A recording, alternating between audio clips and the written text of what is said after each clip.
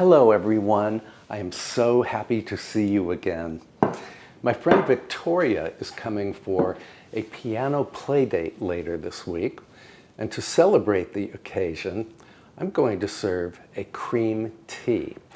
Now, a cream tea differs from a traditional full afternoon tea in that it does not include finger sandwiches or dainty petit four. It's just scones with clotted cream and jam, and of course, tea. I already had some of the wonderful strawberry jam that you and I made together last June. So today, the only things we need to make are the scones and the clotted cream. If you've never had homemade clotted cream, let me tell you, it is otherworldly delicious. As the cream cooks in the oven, it develops this wonderful caramelized taste and perfume. And it's really easy to make. All you need is some good quality heavy cream and a dish. I bought this cream at my local farm store. It has 6 grams of fat, and apparently the higher the fat content, the better the clotted cream. And what you do is just pour the cream into a shallow baking dish. I'm using 1 pint or 473 mils of cream here. This has to go into a 175 degree Fahrenheit or 80 degrees Celsius oven for quite a long time, like 10 to 12 hours. So what I normally do is put the cream in the oven maybe 4 o'clock in the afternoon, and then my oven automatically shuts itself off after 12 hours. Maybe your oven operates the same way. Then I let the cream cool for 1 hour, and then I cover it and I put it in the refrigerator for anywhere from 4 to 12 hours. And I made some clotted cream yesterday, so I can show you what it looks like. Meantime, I'm going to pop this into the oven.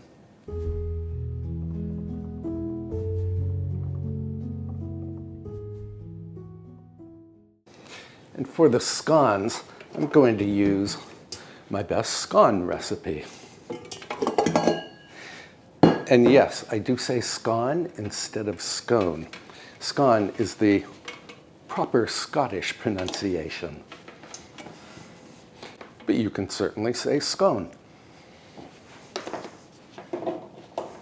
Plug that in. We need 500 grams or about 3½ cups of all-purpose flour. I always weigh my flour.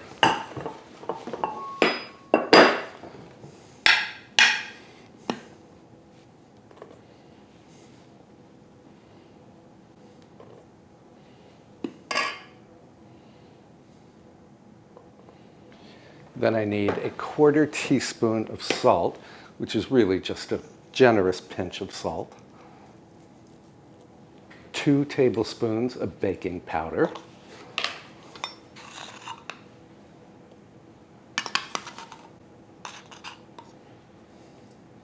$90 grams or a scant ½ cup of sugar.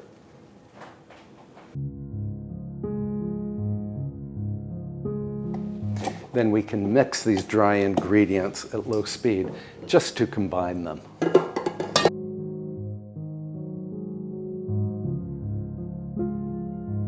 Then we need 113 grams or a ½ cup of cold diced butter. Pour that right in.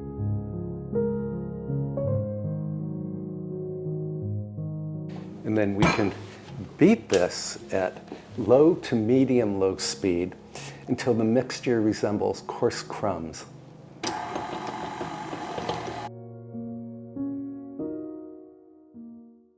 And while the mixer is cutting the butter into the flour, we can go ahead and measure out 3/4 cup or about 190 mils of buttermilk. Try to do this without spilling the buttermilk. And we can add 2 large eggs directly to the buttermilk.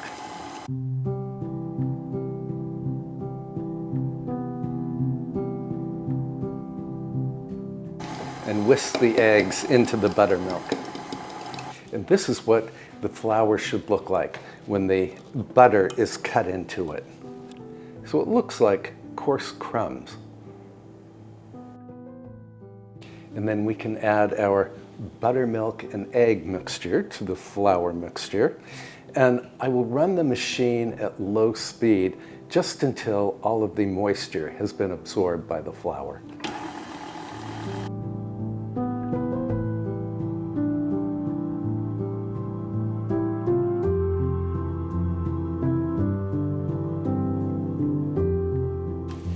And that's it.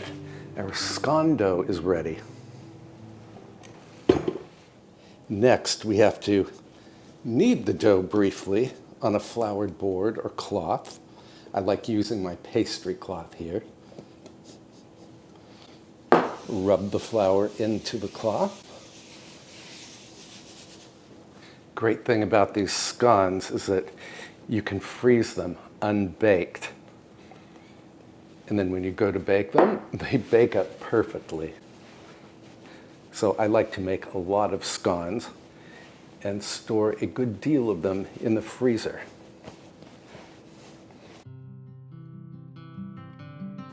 And then if someone drops by at 3 o'clock in the afternoon, I can put together afternoon tea very quickly. I'm going to knead this dough just until it feels smooth.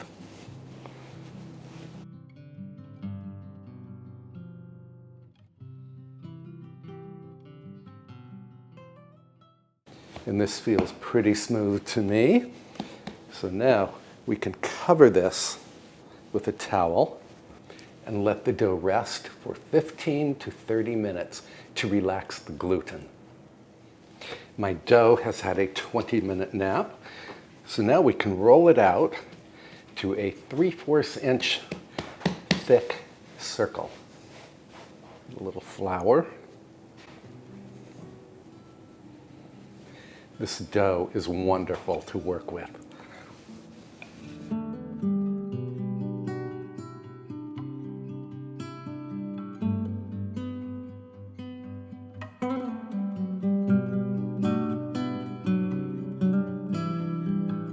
I'm putting a little flour over here in the corner of my pastry cloth, and that's for dipping the cutter into so that the scone dough doesn't stick to the cutter. And this is a 2-inch diameter fluted biscuit cutter. And when you cut, you want to cut straight down. In other words, do not twist the cutter. If you twist the cutter, you will crimp the dough. It won't rise properly in the oven.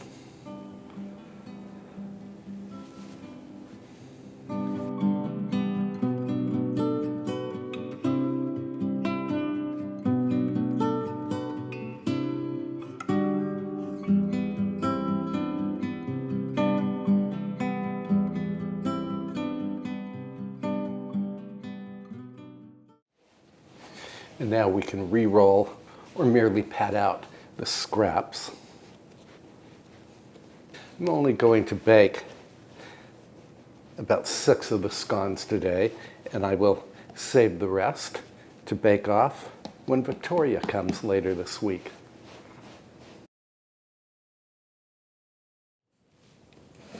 I'm going to freeze these scones for later in the week, and then I need to cover the scones we are going to bake today and let them rest for about 15 minutes.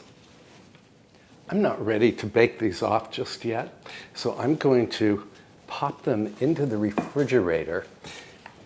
Meantime, I want to make a flower arrangement for the music room, not just because Victoria is coming, but because I like to have flowers in the house. So let's take a short drive to the local flower store.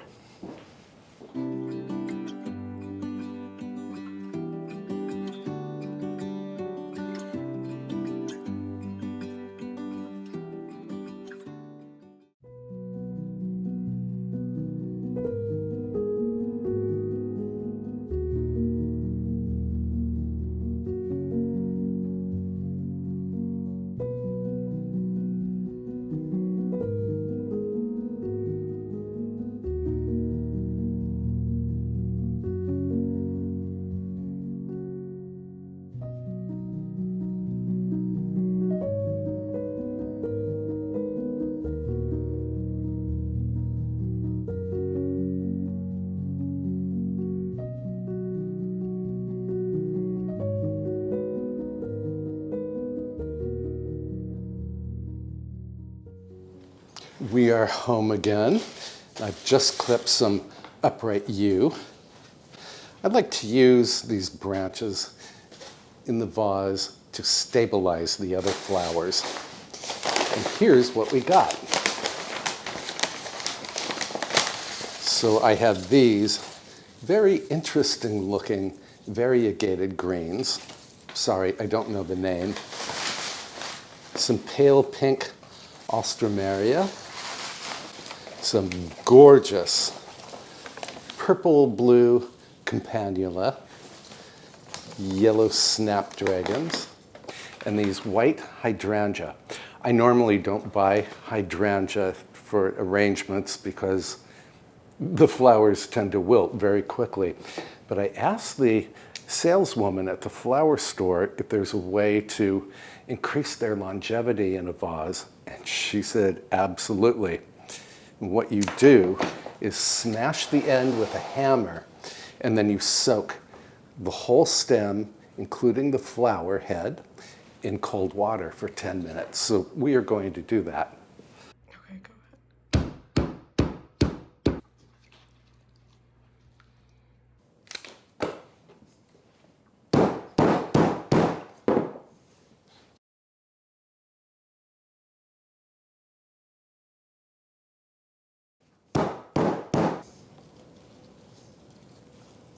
And while these are soaking, you can add water to the vase. Flower preservative. Several viewers have mentioned that you can use just plain granulated sugar instead of the actual flower preservative that comes in little packets. I will have to try that one day.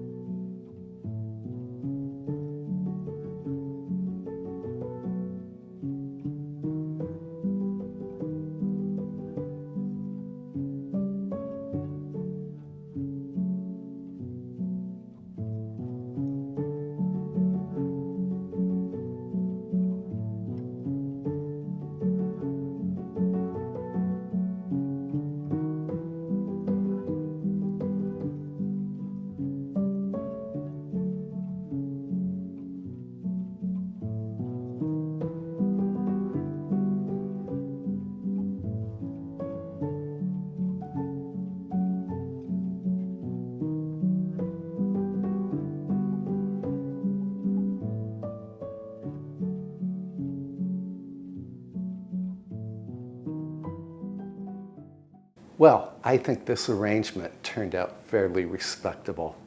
We will have to see what it looks like in the music room a little later. And now that our flowers are arranged, we can return to our scones. Now, I'm going to brush these with beaten egg and a little buttermilk.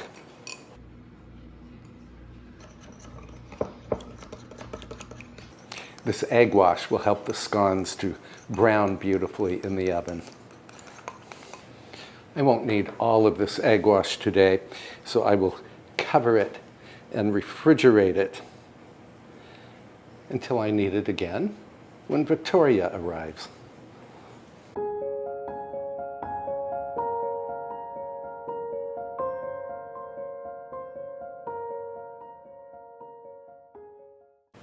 I'm going to let this egg wash dry briefly while I preheat the oven to 375 degrees Fahrenheit or 190 degrees Celsius. My oven has preheated, and I'm going to give these scones an additional layer of this egg wash. And then, because I have it, and because I like the added crunch, I'm going to dust the tops with a little demerara sugar.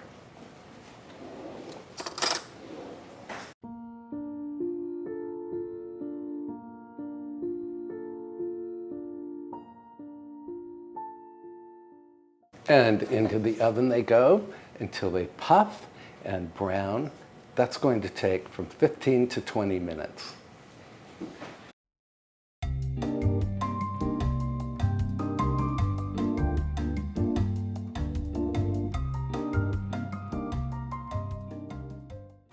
And while the scones are baking, let me show you the clotted cream that I made yesterday. It is gorgeous and it smells like caramel. It has this golden surface on top, and that is the clotted cream. So what I do is scrape that clotted part up. Oh, this is just gorgeous. It's amazing.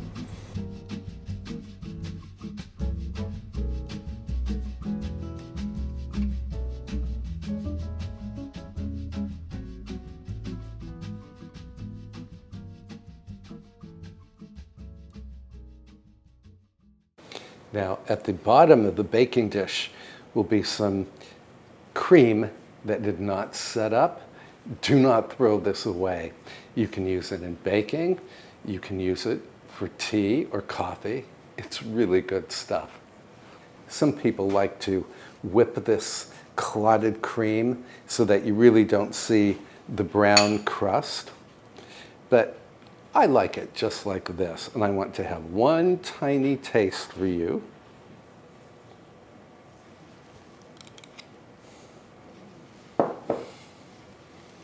The taste and texture of this clotted cream practically defies description. You really need to try it for yourself. I have tried making clotted cream on the stovetop, where you let the cream simmer for about 30 minutes until it reduces considerably. And then you pour that into a baking dish and you put it in the refrigerator to let it chill.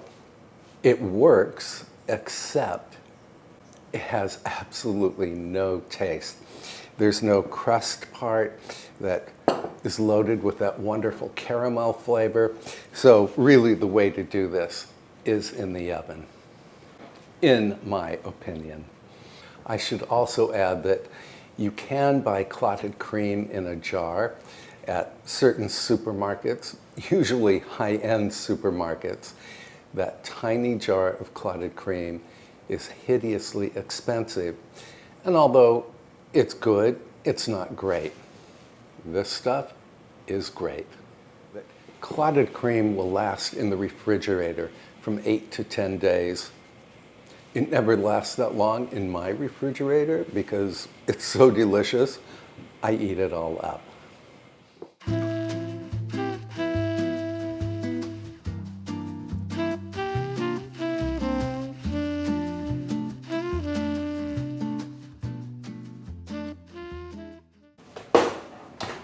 Scones came out beautifully, just as they always do.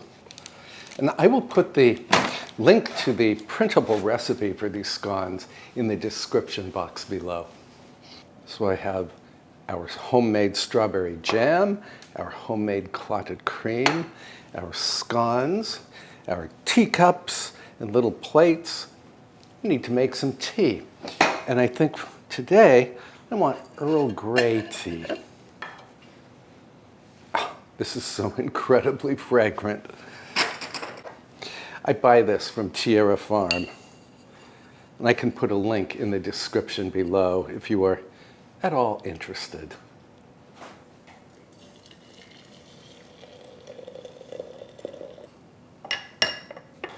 To the music room.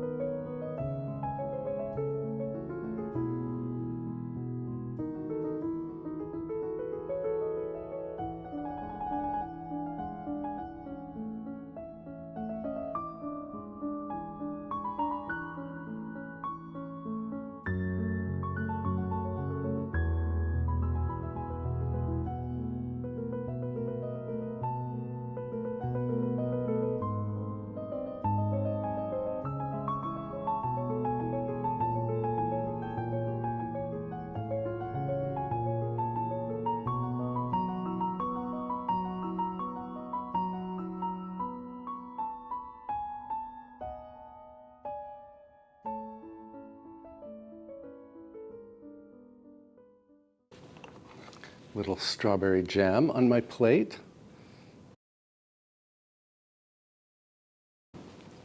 Some clotted cream for my plate.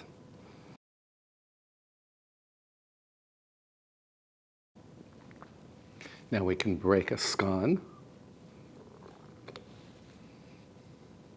Tear off a little piece of scone. Now I know that some people like to put the jam on first and then the clotted cream. I do the opposite.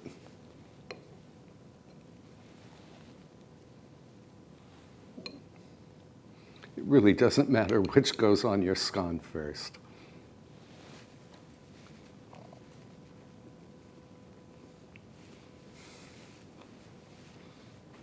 I don't think there is anything nicer than a cream tea with a scone and clotted cream and jam and tea. And I cannot wait to reproduce this little feast when Victoria comes later this week. The scone is light and flaky, but it is firm enough to stand up to the clotted cream and the jam. In fact, it is firm enough to stand up to mountains of clotted cream and jam. I hope I have inspired you to try this cream tea in your very own home. And thank you for hanging out with me today as we made a batch of clotted cream and we made these gorgeous scones and we made this very simple flower arrangement. I cherish your companionship more than you could possibly know. If you enjoyed this video, I can put a couple of my other videos at the end of this one that you can watch between now and my next upload. Until then, please take excellent care of yourself, try a cream tea, and I will see you in the next episode. Bye for now, friends. I will see you on Sunday. Bye-bye.